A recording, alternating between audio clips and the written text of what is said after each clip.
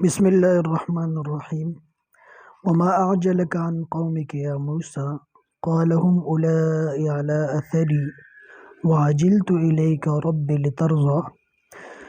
ہے موسیٰ، تم نے اپنی قوم سے پہلے آنے میں جلدی کیوں کی؟ موسیٰ علیہ السلام نے فرمایا، وہ لوگ میرے پیچھے آ رہے ہیں اور اے میرے رب، میں نے تیرے پاس آنے میں جلدی کی تاکہ تو راضی ہو جا۔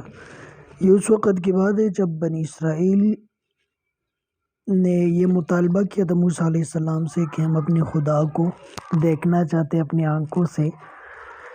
تو پہلے تو موسیٰ علیہ السلام نے سمجھایا، لیکن جب ان لوگوں نے اصرار کیا تو ان کے قوم میں سے 70 آدمیوں کو منتخب کر کے کوہ طور پر لے کے گئے، اور وہاں پر اللہ تعالیٰ نے ایک پہاڑ کے اوپر تجلی ڈال دی جس سے وہ پہاڑ ریزے ریزے ہو گیا تھا۔ تو موسیٰ علیہ السلام اپنی قوم سے اس وقت جلدی چلے گئے، آگے بڑھ گئے۔ تو اللہ تعالیٰ نے ان سے پوچھا، آپ نے جلدی کیوں کی؟ تو انہوں نے کہا، میں نے تیری رضا کے لیے جلدی کی۔ قال فإنا قد فتنا قومك من بعدك وضلهم السامري۔ اللہ نے فرمایا، بے شک ہم نے آزمائش میں ڈال دیا ہے تمہاری قوم کو تمہارے آنے کے بعد، اور انہیں سامری نے گمراہ کر دیا ہے۔ فرجع موسیٰ الی قومی غضبان اسفا۔ تو موسیٰ علیہ السلام اپنی قوم کی طرف واپس آئے غصے میں اور غم کی حالت میں۔ قال یا قوم الم یعدکم ربکم وعدا حسنا۔ اور فرمایا، اے میری قوم، کیا تمہارے رب نے تم سے اچھا وعدہ نہیں کیا تھا؟ تو موسیٰ علیہ السلام سے جب بنی اسرائیل نے مطالبہ کیا تھا کہ جیسے پچھلے قوموں کو کتابیں ملی تھی تو ایسے ہمارے لیے بھی کوئی کتاب ہونی چاہیے جس کے مطابق ہم اپنی زندگی گزاریں۔ تو موسیٰ علیہ السلام کو اللہ تعالیٰ نے فرمایا کہ فلاں پہاڑ کے اوپر جاؤ، وہاں 40 دن گزارو گے۔ 30 دن کا وعدہ ہوا تھا، پھر 10 دن اور بڑھ گئے، 40 دن ہو گئے۔ تو کہا اس کے بعد تمہیں کتاب ملے گی۔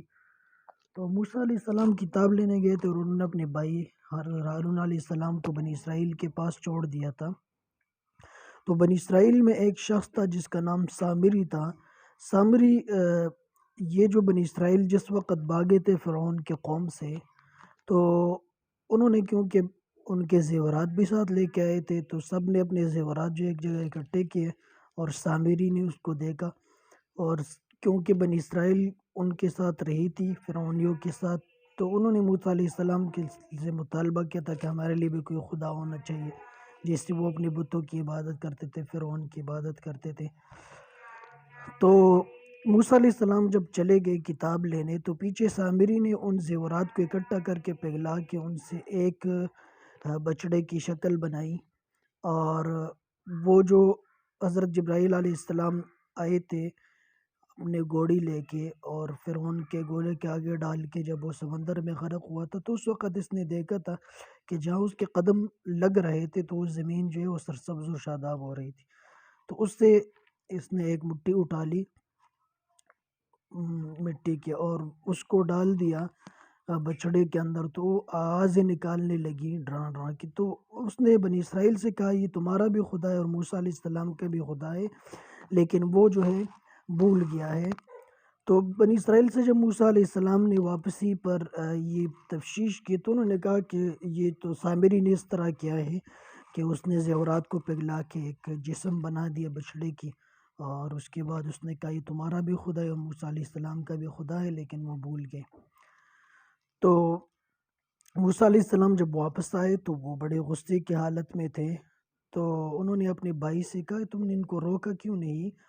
تو انہوں نے کہا کہ میں نے تو ان کو روکنے کی کوشش کی، لیکن انہوں نے میری بات نہیں مانی۔ میں نے ان کو کہا تھا کہ تمہاری آزمائش کی گئی ہے۔ تو ہارون علیہ السلام نے ان کو کافی سمجھایا، لیکن وہ ان کی بات نہیں مانی، اور بنی اسرائیل یہ مطالبہ کرتے رہے کہ جب تک موسیٰ علیہ السلام واپس نہیں آتے تب تک ہم اسی بچڑے کی عبادت کرتے رہیں گے اور اسی کی پوجا کرتے رہیں گے۔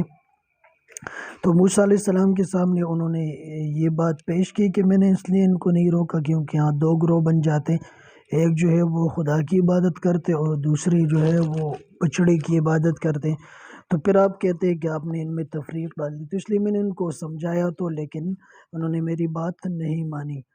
پھر انہوں نے سامری کی طرف متوجہ ہوئے اور کہا کہ آپ کا کیا معاملہ ہے، جیسے اگلی آیتوں کے اندر آئے گا۔